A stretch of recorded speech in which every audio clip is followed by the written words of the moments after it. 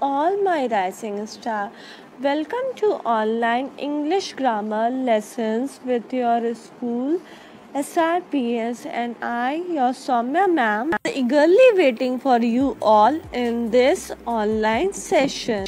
First of all, I would like to know how are you all, and hope that all of you are fine. So my dear learners, as you know, in last class we already discussed about the tenses in detail. In today's class we will have a quick revision of tenses so that you can recall whatever you have studied till now. So my dear student, I know that you might be confused a bit after learning about all these tenses, their 12 forms, their structure and example. So let's have a quick revision so that your all doubts related to this can be solved through a chart. हम एक chart के form में आपके सारे 12 form of tenses का revision करें, आपके सारे कंफ्यूजन सॉर्ट आउट हो जाएं. So as I always say, sit relaxingly on your position and enjoy this audio visual class.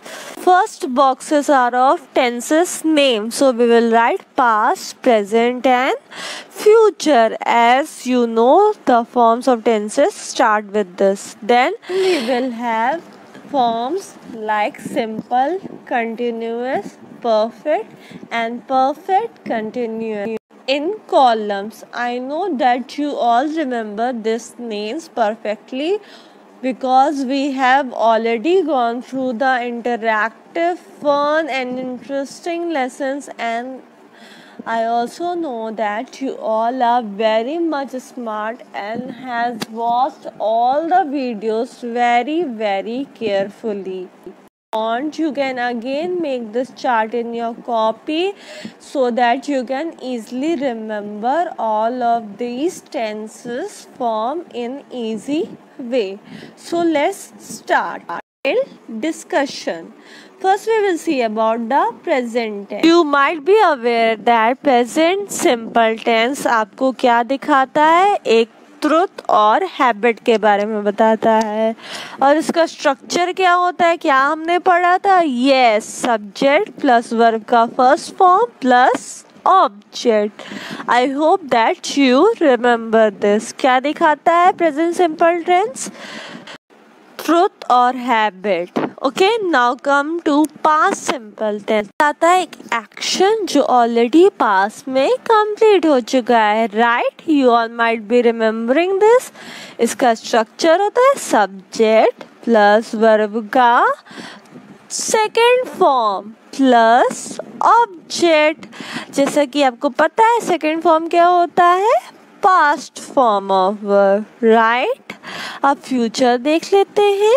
Future simple tense हमें बताता है कि एक्शन जो फ्यूचर में होगा, ना पास्ट में हुआ ना प्रेजेंट में हो रहा है, बल्कि अपकमिंग टाइम, आने वाले टाइम में होगा. और इसका स्ट्रक्चर है subject plus will. As I have already told you कि विल लगता है और शाल प्लस वर्ब का फर्स्ट फॉर्म ही plus object. I hope that you all remember the structure. Now so you are done with simple past, simple present and simple future tense. Now let's come to continuous tenses. First we will see the condition and structure of present continuous tense. Present continuous tense कब use होता है? एक ongoing action के लिए, मतलब कि वो action जो प्रेजेंट में चल रहा हो. इसका स्ट्रक्चर होता है सब्जेक्ट प्लस एम या इज या फिर आर, प्लूरल के लिए प्लस वर्ब का आईएनजी फॉर्म. जैसा कि आपको पता है कंटिन्यूअस के साथ वर्ब का आईएनजी फॉर्म लगता है plus object. Okay, I hope that you are clear with this. Now let's see past continuous tense. Past continuous tense हमें क्या दिखाता है? एक एक्शन जो पास्ट में कंप्लीट नहीं हुआ है, पास से चलता आ रहा है, बल्कि और उसका थोड़ा सा पार्ट प्रेजेंट में भी है। यही बताया था ना मैंने आपको लेक्चर्स के टाइम। इसका स्ट्रक्चर होता है सब्जेक्ट प्लस वॉज या फिर प्लूरल के लिए वर प्लस वर्ब का कौन सा form my dear student? Yes, verb का एनजी फॉर्म में, क्योंकि हम कंटिन्यूअस की बात कर रहे हैं, plus object. Now you can think about an example in your mind, and I hope that you all are very learned students of the school and you remember that. Now let's come to the future continuous tense. Future continuous tense हमें क्या दिखाता है कि एक action जो है वो future में स्टार्ट हुआ और फ्यूचर में कुछ लंबे समय तक चलता गया, जो हमें कंफर्म नहीं पता कि वो फ्यूचर में कब ख़त्म हुआ। राइट, यही हमने पढ़ा था ओल्ड लेक्चर्स में, हमारे लास्ट लेक्चर्स में। इसका स्ट्रक्चर होता है subject plus will. Right my dear student, will के साथ यहाँ पे कंटिन्यूअस है इसलिए बी भी लग जाता है, प्लस वर्ब का आईएनजी फॉर्म अगेन क्योंकि कंटिन्यूअस है, प्लस ऑब्जेक्ट। ठीक है, तो this was your structure and important meaning about past continuous, present continuous and future continuous tense. Now let's come to the perfect tenses. First we will see about the present perfect tenses. Why it is used? It is used for an action which is perfectly completed. It started in present, present में start हुआ और present में ही पूरी तरीके से वो ख़त्म हो जाएगा। ठीक है, और इसका स्ट्रक्चर क्या होता है? Yes, I know you all remember that. Now let's recall it one time in our mind. I give you 1 minute. Yes, now we can see it here on the screen. Subject plus उसके साथ क्या लगता है? Yes, has लगता है और have लगता है। किसके साथ? प्लूरल और आई के साथ। उसके बाद क्या लगता है? वर्ब का फॉर्म। कौन सा फॉर्म? वर्ब का थर्ड फॉर्म, पास्ट पार्टिसिपल यानी, प्लस ऑब्जेक्ट। तो ये हमारा हो गया present perfect tense. Okay, structure subject plus has और हैव प्लस वर्ब का थर्ड फॉर्म प्लस ऑब्जेक्ट। अब देख लेते हैं पास्ट परफेक्ट के बारे में। ये सेम जैसे प्रेजेंट परफेक्ट यूज़ होता है वैसे ही एक एक्शन के बारे में यूज़ होता है जो पास्ट में स्टार्ट हुआ था और वो कंप्लीट हो गया और तभी जो है दूसरा एक्शन स्टार्ट हो गया। मतलब कंप्लीट हो ही रहा था कि तभी दूसरा एक्शन स्टार्ट हो गया। ठीक है, अब इसका स्ट्रक्चर क्या होता है? सब्जेक्ट प्लस यस क्या होता है? हैड होता है, ना कि हैव और हैज़, क्योंकि पास की बात कर रहे हैं और परफेक्ट की बात है इसलिए एच वर्ड लगेगा। प्लस अगेन वर्ब का थर्ड फॉर्म क्योंकि परफेक्ट है और प्लस ऑब्जेक्ट। तो आपको पता है परफेक्ट टेंस में हमेशा दो चीज़ कंपल्सरी है, एक एच वर्ड और एक वर्ब का थर्ड फॉर्म। और कंटिन्यूअस टेंस में हमेशा वर्ब का आईएनजी फॉर्म लगता है। Right, now let's come to our future perfect tense. Future perfect tense कब यूज़ होता है? हम इसका यूसेज देख लेते हैं। फ्यूचर परफेक्ट टेंस उस एक्शन के लिए यूज़ होता है जो फ्यूचर में स्टार्ट होगा और फ्यूचर में कंप्लीट हो जाएगा जब तक फ्यूचर में ही दूसरा एक्शन स्टार्ट होने वाला हो। राइट, यही हमने पढ़ा था। तो अब हम इसका स्ट्रक्चर जल्दी से देख लेते हैं। इसका स्ट्रक्चर है सब्जेक्ट प्लस फ्यूचर की बात हो रही है तो क्या कंपल्सरी लग जाएगा? यस, विल लग जाएगा कंपल्सरी। राइट, विल के साथ अब यहाँ पे क्या लगेगा? एच वर्ड, मतलब कि हैव लगेगा। जैसे कि हैड लगता है पास्ट में वैसे फ्यूचर में हैव, प्लस अगेन वर्ब का थर्ड फॉर्म मतलब कि past participle plus object. So you are clear about past perfect, present perfect and future perfect tenses, its usage and structure. Now quickly come over to our perfect continuous tense. We will again see them one by one in each of the category. First we will see about the present perfect continuous tense. Present perfect continuous tense is used?